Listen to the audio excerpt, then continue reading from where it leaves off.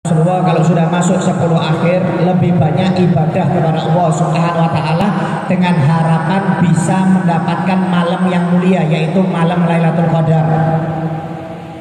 Rasulullah SAW pernah menceritakan ada seorang pejuang dari kalangan Bani Israel namanya Sam'un Al-Ghazi, seorang pejuang yang dikasih kekuatan yang luar biasa oleh Allah Subhanahu wa taala.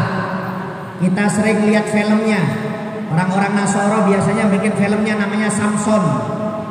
Samson itu adalah pejuang dari kalangan Bani Israel. Nama bahasa Arabnya Sam'un. Kalau bahasa Nasoronya itu Samson namanya. Kita sering lihat filmnya dulu, ada film Samson, yaitu orang yang dikasih kekuatan yang luar biasa seperti Hercules. Itu kisah nyata. Jadi Sam'un Al-Ghazi ini adalah seorang pejuang dari kalangan Bani Israel yang berperang membela agama Allah Ta'ala selama 83 tahun atau 1000 bulan. 1000 bulan itu 83 tahun 4 bulan. Berjuang non-stop. Perangnya bukan 1 minggu, perangnya bukan 1 bulan, tapi 1000 bulan non-stop. Tiap hari perang musuh orang kafir. Dan Sam'un ini dikasih kekuatan oleh Allah Ta'ala luar biasa, dan dikasih kelebihan oleh Allah Ta'ala. Kalau haus itu bisa keluar air dari jari-jari giginya, dari sela-sela giginya itu keluar air. Kalau lapar, dari sela-sela giginya kata Nabi Muhammad keluar makanan. Jadi Sam'un Al-Ghazi ini nggak perlu cari air minum, nggak perlu cari makan. Kenapa? Kalau haus langsung keluar air dari sela-sela giginya. Kalau lapar keluar makanan dari sela-sela giginya. Cuma nggak tahu bisa request apa enggak. Kalau pingin es oyen keluar es oyen kan. Kalau pingin Fanta keluar Fanta. Kalau pingin makan soto keluar soto. Oh alam. Cuma Nabi Muhammad mengatakan kalau haus keluar air dari celah-celah giginya. Kalau lapar keluar makanan dari celah-celah giginya langsung dimakan. Jadi berperang itu bisa sambil minum, berperang bisa sambil makan. Kuat Sam'un Al-Ghazi ini. Akhirnya orang kafir Quraisy ini kehabisan cara dan akal untuk bisa mengalahkan Sam'un. Kenapa? Sudah 1000 bulan berperang gak pernah menang, tiap hari selalu kalah. Akhirnya Sam'un Al-Ghazi ini punya istri yang belum beriman kepada Allah Ta'ala. Orang dulu syariatnya beristri dengan yang tidak beriman itu masih boleh. Tapi kalau syariatnya Nabi Muhammad gak boleh. Harus beristri sama-sama beriman.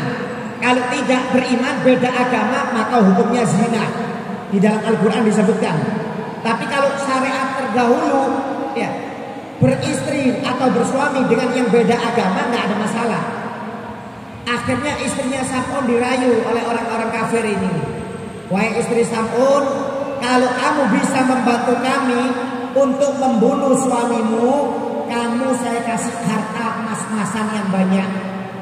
Maka istrinya tergiur, mengatakan apa yang aku kerjakan. Yang kamu kerjakan gampang saja. Kalau suamimu tidur tengah malam, ikat tangannya dengan tali. Tangan kanannya, tangan kirinya, kaki kanannya dan kaki kirinya ikat dengan tali yang kuat. Nanti kalau dia tidak bisa lepas, kamu panggil kita, nanti kita yang bunuh. Akhirnya ketika malam tidur diikat itu Sam'un Al-Ghazi dengan tali, Pak. Tangan kanannya, kirinya, kaki kanan, kaki kirinya diikat. Ketika pagi hari dilepas oleh Sam'un. Memang kuat. Ya. Diikat dengan tali, tidak mempan talinya, lepas. Sam'un bertanya, siapa yang mengikat aku? Istrinya berkata, aku wahai suamiku, aku ingin menguji kekuatanmu. Akhirnya istrinya lapor kepada orang-orang kafir, tidak mempan, suamiku terlalu kuat. Akhirnya kata orang-orang kafir, coba kamu nanti malam kamu ikat dengan rantai besi. Kaki kanannya, kaki kirinya, semuanya empat-empatnya kamu ikat dengan rantai besi. Nanti kalau sudah tidak bisa lepas, kamu panggil kita lagi. Akhirnya dicoba malamnya diikat dengan rantai besi, Pak. Gak taunya pagi hari bisa dilepas lagi oleh Sam'un Al-Ghazi. Memang kuat orangnya. Ya. Kalau kita lihat filmnya itu ngeri. Ya. Saking kuatnya itu Sam'un Al-Ghazi. Dilepas, tanya lagi Sam'un, siapa yang mengikat aku? Kata istrinya, aku wahai suami, aku ingin menguji kekuatanmu. Kata suaminya, tidak ada yang bisa menghilangkan kekuatanmu, mengalahkan aku kecuali dengan rambutku jika dipotong. Rambutnya Sam'un Al-Ghazi ini panjang menyentuh lantai kata Nabi Muhammad. Kalau rambutnya dipotong, kekuatannya hilang. Kalau Samson Betawi di mana kekuatannya? Kalau pernah lihat di Bulu Ketek itu film Samson Betawi, almarhum Bunyamin. Ya. Kalau Sam'un Al-Ghazi ini di rambutnya, ketika tidur dipotong rambutnya oleh istrinya. Ketika dipotong diikat rambutnya, dibuat untuk ikatan kedua tangannya dan kedua kakinya. Akhirnya nggak bisa lepas Sam'un Al-Ghazi. Kenapa? Kekuatannya sudah dipotong. Akhirnya dipanggil orang-orang kafir. Diangkat Sam'un, dipindah kepada suatu tempat, disiksa kata Nabi Muhammad. Sampai matanya dicongkel, lidahnya dipotong. Ketika hampir meninggal dunia ini Sam'un Al-Ghazi, malaikat Jibril datang kepada Sam'un Al-Ghazi mengatakan, Allah kirim salam kepada engkau. Apa permintaan terakhirmu sebelum meninggal dunia? Kata Sam'un Al-Ghazi, permintaan terakhirku, tolong kekuatanku dikembalikan seperti semula. Aku ingin tetap membela agamanya Allah Ta'ala. Aku ingin menghancurkan orang-orang yang tidak beriman kepada Allah Ta'ala. Itu permintaan terakhirku kata Sam'un Al-Ghazi. Subhanallah, dikabulkan doanya, kekuatannya dikembalikan oleh Allah Ta'ala. Akhirnya Sam'un kembali jadi normal, jadi kuat. Saking kuatnya itu Sam'un, orang-orang kafir dan istrinya yang di rumah penyiksaan tersebut ditenggelamkan oleh Sam'un ke dalam perut bumi. Bayangkan Pak, rumah yang dibuat nyiksa itu oleh Sam'un Al-Ghazi itu ditenggelamkan ke dalam perut bumi. Itu saking kuatnya Sam'un Al-Ghazi. Bom saja belum tentu bisa menenggelamkan rumah ke dalam perut bumi. Ini Sam'un Al-Ghazi saking kuatnya, rumah yang dibuat menyiksa dirinya itu ditenggelamkan ke dalam perut bumi. Akhirnya orang-orang kafir tersebut dan istrinya juga meninggal dunia tenggelam. Karena terima kasih dikembalikan kekuatannya oleh Allah Ta'ala, akhirnya Sam'un berpuasa selama 1000 bulan, malamnya Qiyamul Lail 1000 bulan. Sahabat menangis, ya Rasulullah, alangkah indahnya ibadahnya Sam'un. Berjihad selama 1000 bulan, puasa 1000 bulan, Qiyamul Lail 1000 bulan. Apakah bisa ya Rasulullah kita beribadah seperti ibadahnya Sam'un Al-Ghazi? Sebelum Nabi Muhammad menjawab, langsung turun ayat dari Allah Ta'ala, Inna anzalnahu fi Lailatul Qadar, wa ma adraka ma Lailatul Qadar, Lailatul Qadri khairum min alfi syahr. Langsung dijawab oleh Allah Ta'ala, bukan bisa lagi, bukan sama lagi. Jika kamu beribadah di malam tersebut satu kali, lebih afdol, lebih utama daripada ibadah yang dilakukan oleh Sam'un Al-Ghazi. Subhanallah, yaitu malam Lailatul Qadar. Jadi kita beribadah satu kali saja itu lebih afdol daripada ibadah yang dilakukan oleh Sam'un Al-Ghazi. Subhanallah. Kenapa? Berkat Nabi Muhammad SAW. Oleh karena itu kalau di sisa akhir bulan Ramadan ini Pak, jangan disia-siakan. Perbanyak ibadah kepada Allah Ta'ala supaya bisa mendapatkan malam yang mulia, yaitu malam Lailatul Qadar. Pahalanya luar biasa, keutamaannya luar biasa. Ini kadang-kadang kalau di Indonesia unik. Kalau sudah 10 akhir sepi masjid, apalagi kalau THR sudah keluar. Ramenya itu kalau malam pertama Ramadan, malam kedua Ramadan sampai teras masjid. Tapi kalau sudah 10 akhir tambah sepi. Coba Anda lihat kalau di Timur Tengah, di tempat-tempat yang lain yang paham, itu 10 akhir tambah penuh Pak. 10 akhir itu tambah penuh. Kenapa? Mereka itu berharap bisa mendapatkan malam yang mulia, yaitu malam Lailatul Qadar. Pahalanya besar.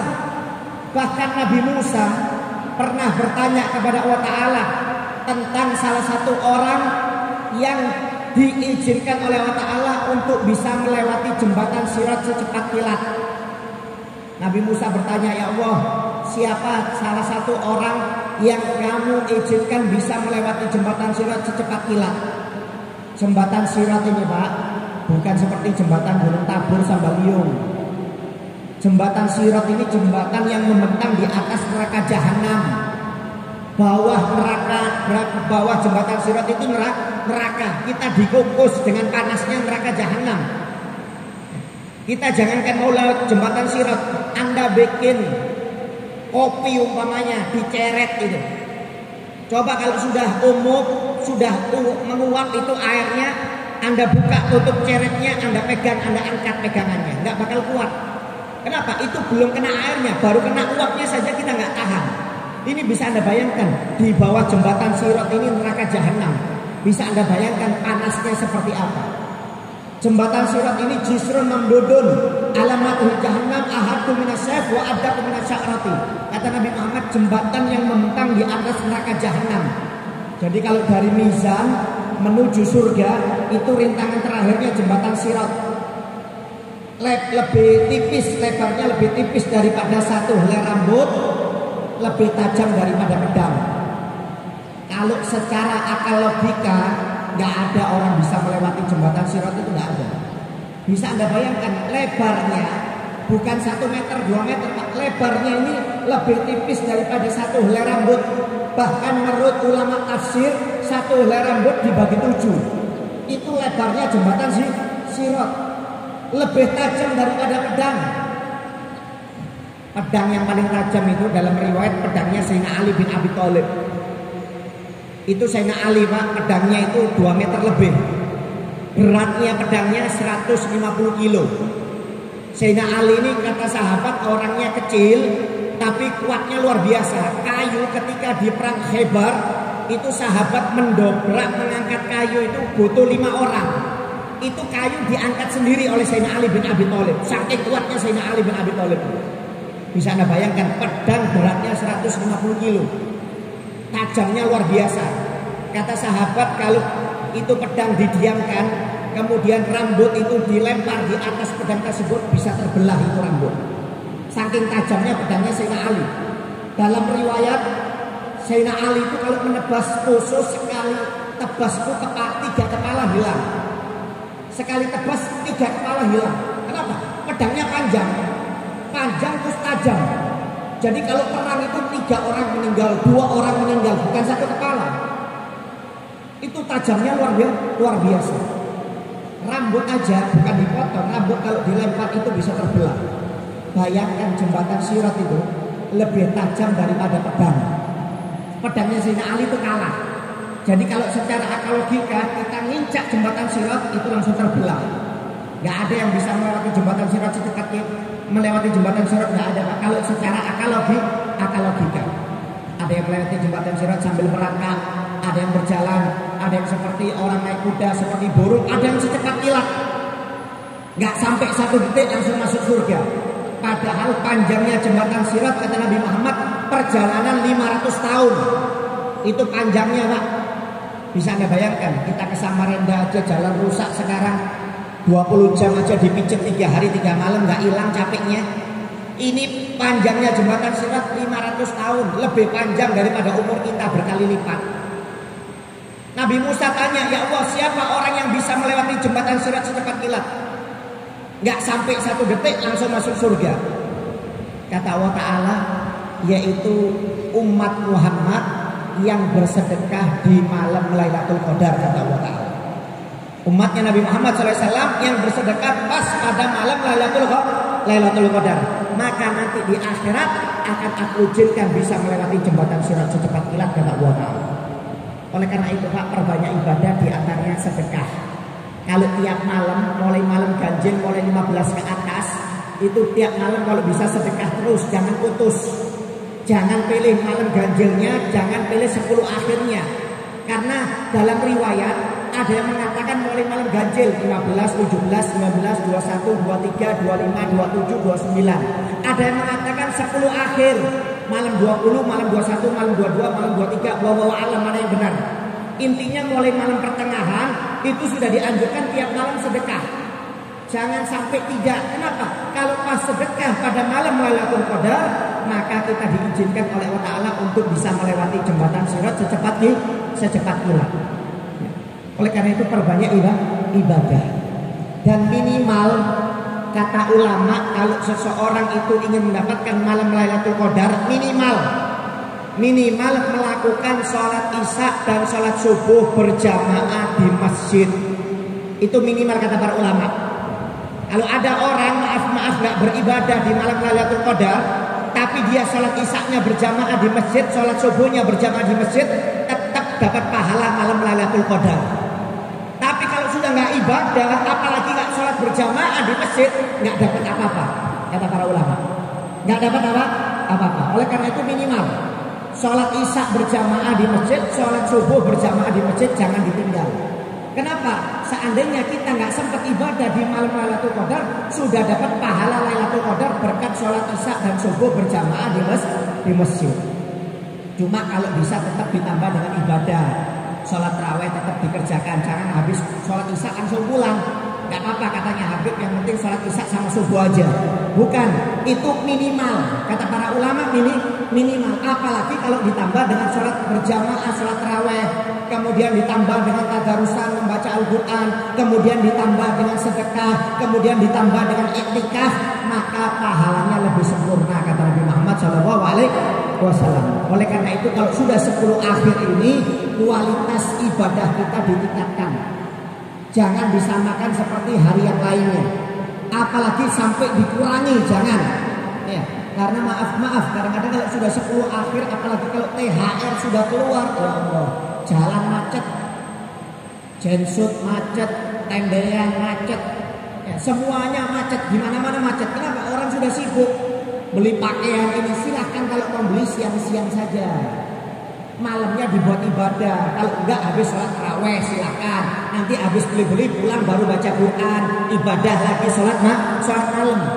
Ini sudah THR keluar, tarawih enggak, sholat berjamaah enggak, baca Quran enggak, yang disibukkan urusan dunia. Waliyadzubillah min dzalik, rugi. Oleh karena itu jangan sampai kita di 10 akhir ini malah mengurangi ibadah, jangan. Kalau bisa ditambah kualitas ibadahnya supaya bisa mendapatkan malam Lailatul Qadar. Mudah-mudahan kita diberi panjang umur, sehat walafiat, ditingkatkan kualitas iman ibadah kita oleh Allah Ta'ala, sehingga bisa beribadah sempurna di akhir-akhir bulan Ramadan ini dan bisa mendapatkan malam yang mulia yaitu malam Lailatul Qadar.